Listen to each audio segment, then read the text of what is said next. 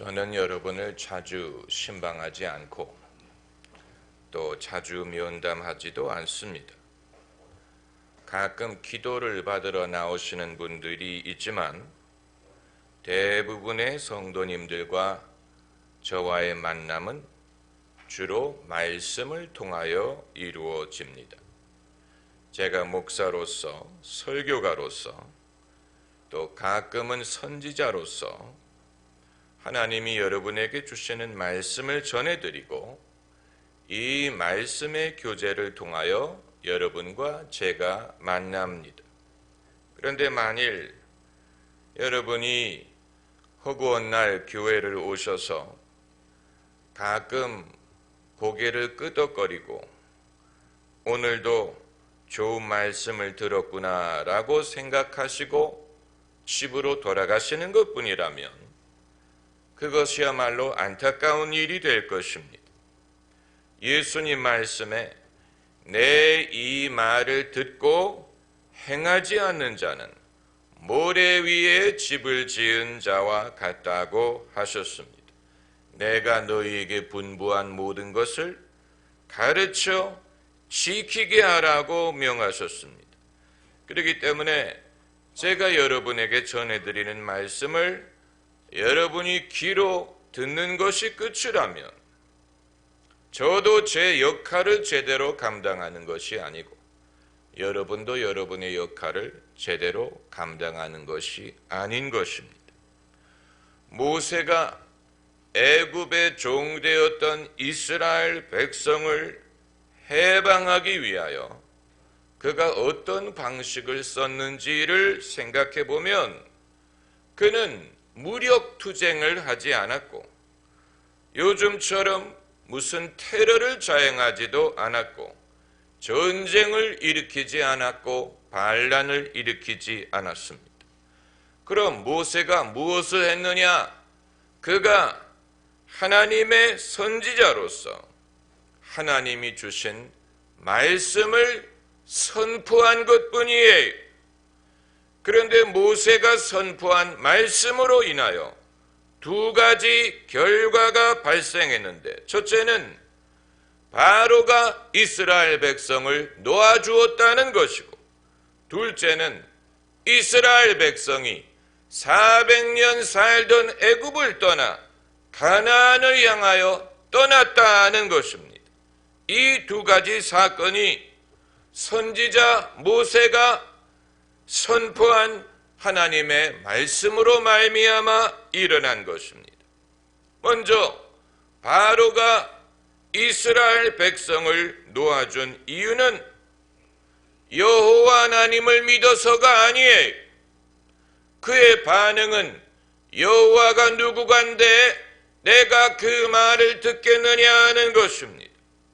바로가 이스라엘 백성을 놓아준 이유는 선지자 모세를 신뢰해서도 아닙니다. 바로는 모세의 하나님을 믿지 않았고 모세를 인정하지 않았습니다.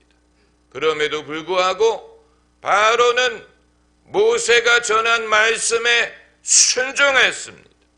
왜냐하면 그것은 하나님의 명령이었고 그렇게 할 수밖에 없었기 때문입니다.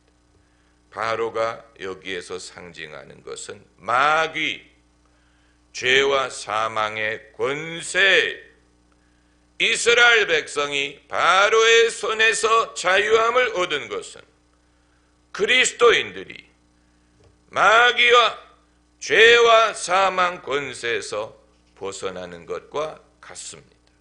마귀가 예수님을 믿기 때문에 우리를 놓아주는 게 아니에요. 마귀는 예수님을 믿지 않고 예수님을 따르지 않습니다. 그럼에도 불구하고 예수님의 말씀을 순종할 수밖에 없습니다. 예수님의 권세 때문에 마귀는 우리를 놓아줄 수밖에 없는 것입니다. 예수님의 이름에 순복하기 때문에 우리를 놓아주는 것입니다. 다만 바로가 호락호락 이스라엘 백성을 놓아주지 않고 10개의 재앙을 경험한 후에야 놓아준 것처럼 마귀가 우리를 호락호락 놓아주려고 하지 않지만, 그렇기 때문에 예수님의 권세와 능력이 나타나야 되는 것입니다.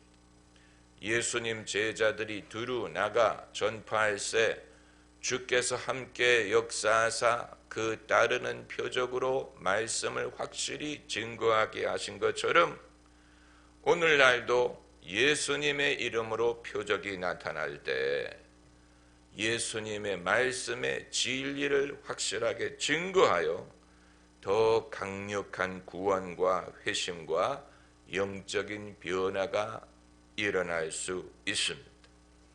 둘째로, 대조적으로 이스라엘 백성이 400년이나 살던 애굽을 떠나 한 번도 가본 적이 없는 가나안 땅으로 출발한 이유는 여호와 하나님을 믿었기 때문이고, 모세가 전한 말씀을 믿고 순종했기 때문입니다. 바로는 믿지 않지만 순종할 수밖에 없었는데 이스라엘 백성은 믿었기 때문에 순종했습니다. 행함이 없는 믿음은 어떤 믿음이라고 했습니까? 죽은 믿음이라고 한 것처럼 이스라엘 백성은 모세가 전한 하나님의 말씀을 믿은 것뿐만이 아니고 순종했습니다. 믿었기 때문에 순종한 것이고, 순종을 통하여 그들의 믿음을 확인할 수 있었던 것입니다. 자기들이 400년 동안이나 살던 터전을 떠나는 것처럼 어려운 일은 없을 것입니다. 하나님이 이들에게 요구하신 순종은 그저 인식의 변화가 아니었어요. 그저 생각의 차원에서의 변화가 아니었고 직접 행동으로 실천에 옮겨야 하는 것이었습니다. 400년 살던 터전을 떠나 일어나 익숙한 환경을 떠나 한 번도 가본 적이 없고, 그리고 눈으로도 본 적이 없는 약속의 땅을 오로지 모세가 전한 말씀을 신뢰하여 떠나간 것, 여기에서 참된 믿음의 순종의 본을 보는 것입니다. 우리가 예수 그리스도의 말씀을 듣지만 그것을 순종하려면 적어도 두 가지 변화가 수반이 되어야 됩니다. 첫째는 익숙하던 무엇을 버리는 변화가 수반이 되어야 됩니다. 익숙했던 것, 내 인생의 전부였다고 생각했던 것, 내가 의지했던 것, 자랑했던 것, 친숙했던 것, 내 삶에 제일 중요했던 것, 나를 지배했던 것, 내가 자랑했던 것, 내가 평소에 내 인생의 목적으로 여겼던 것 같이도. 그래서 예수님이 야고보와 요한을 부르셨을 때 그 배와 아버지를 버리고 쫓았고, 베드로와 안드레를 부르셨을 때 배와 그물을 버리고 쫓은 것입니다. 배와 그물이 나쁜 것이 아니에요. 다만 그들의 삶의 주인이고 제일 중요하고 그들의 삶을 정의했던 것을 이제 새로운 믿음의 실천을 위하여 버릴 필요가 있었던 것입니다. 아브라함이 하나님의 부름을 받았을 때 고향, 친척, 갈대아 우르를 버리고 하나님이 주실 땅으로 간 것과 마찬가지. 우리가 예수님의 말씀을 듣고 순종하기 위해서는 첫째로 오랫동안 익숙하던 무엇을 버리고 떠나는 변화가 필요합니다. 그리고 두 번째는 가본 적이 없는 목표를 향하여 믿음으로 떠나는 변화가 필요합니다. 이것은 가본 적이 없다는 사실을 주목해야 됩니다. 내가 아직 본 적이 없고 살아본 적이 없기 때문에 그게 정말 있을지 없을지를 알 수 있는 길은 믿음밖에 없어. 내가 해본 적이 없고 해보아 결과를 경험해 본 적이 없기 때문에 과연 했을 때 될지 안 될지 그건 믿음으로밖에는 알 수 없습니다. 내가 건너본 적이 없는 홍해이기 때문에 내가 건너려고 할 때 물에 빠져 죽을지 아니면 마른 땅을 걸어 건너가게 될지 해보기 전에는 알 수 없습니다. 믿음에는 이와 같은 면이 있어요. 만약에 이미 해봤고 이미 눈으로 본 것이라면 믿음이 필요 없는 것입니다. 믿음은 바라는 것들의 실상이요 눈에 보이지 않는 것의 증거니라고 해서 눈에 보이지 않기 때문에 믿음이 필요한 것입니다. 우리가 보는 것으로 행하지 아니하고 믿음으로 행하느니라고 했어요. 믿음의 어려움이 바로 여기에 있습니다. 익숙하던 것을 떠나는 것도 어렵지만 가본 적이 없는 다른 방법으로 확인할 수 없는 것을 오로지 믿음만으로 신뢰하고 그것으로 내 모든 짐과 가족을 옮겨 이주하려는 것은 어렵습니다. 믿음은 그러므로 모든 사람이 가질 수 있는 것은 아니에요.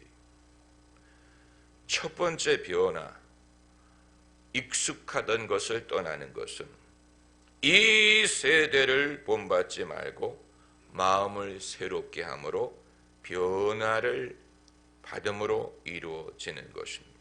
주 예수 내 마음에 들어와 계신 후 변하여 새 사람 되고 내가 늘 바라던 참빛을 찾음도 주 예수 내 마음에 계심.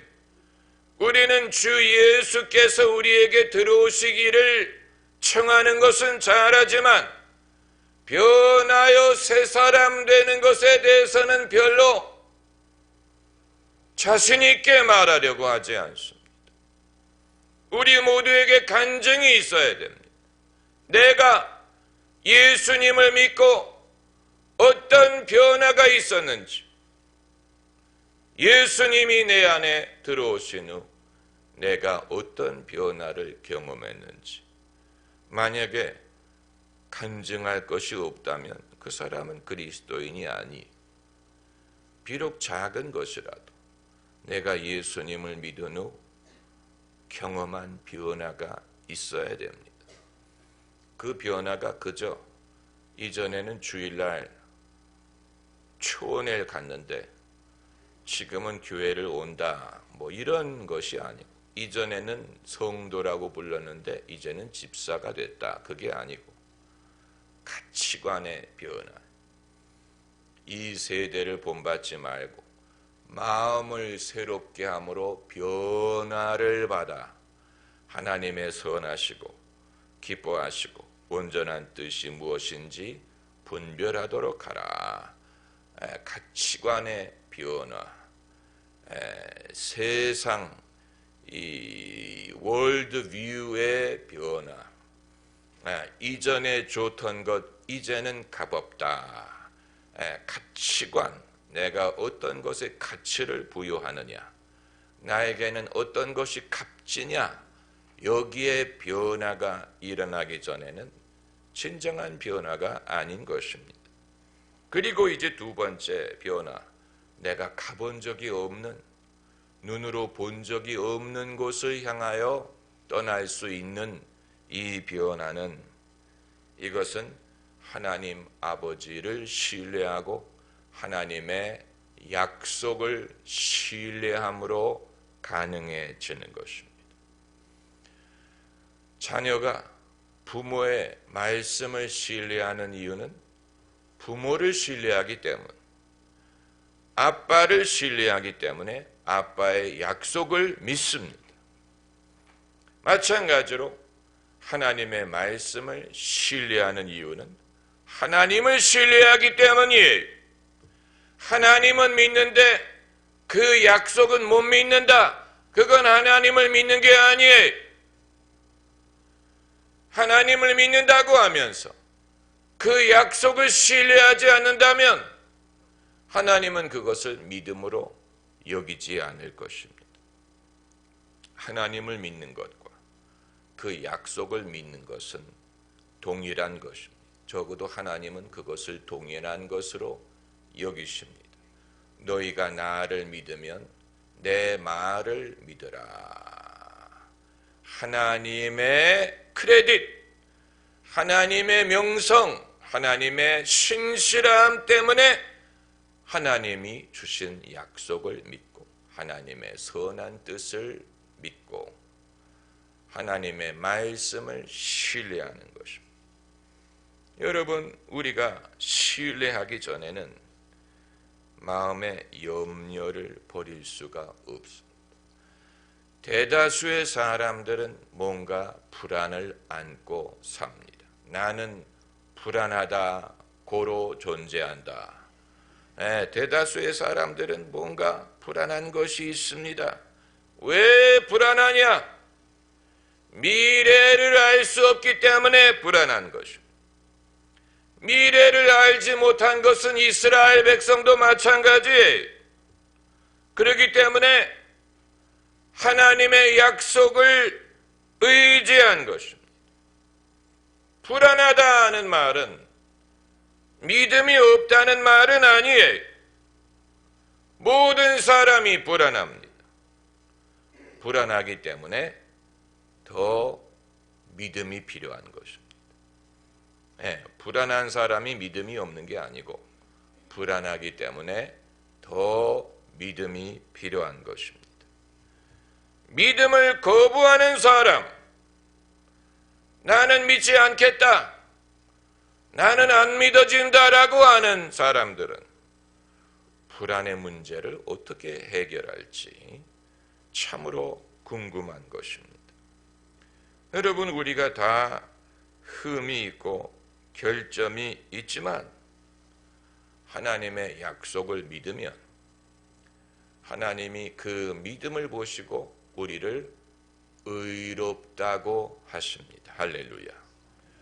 오직 의인은 믿음으로 말미암아 살리라. 하나님이 우리의 믿음을 보시고 우리를 의롭다고 여겨주십니다. 그리고 의인의 간구는 무엇이 많으니라? 역사하는 힘이 많으니라고 했어요. 우리 모두는 애굽을 떠나기는 했지만 아직 가나안 땅에 들어가지는 않았습니다. 가는 도중이에요. 우리 모두가 가는 도중입니다. 시작했으니 이루어야 되는 것입니다. 할렐루야. 기도하십시다.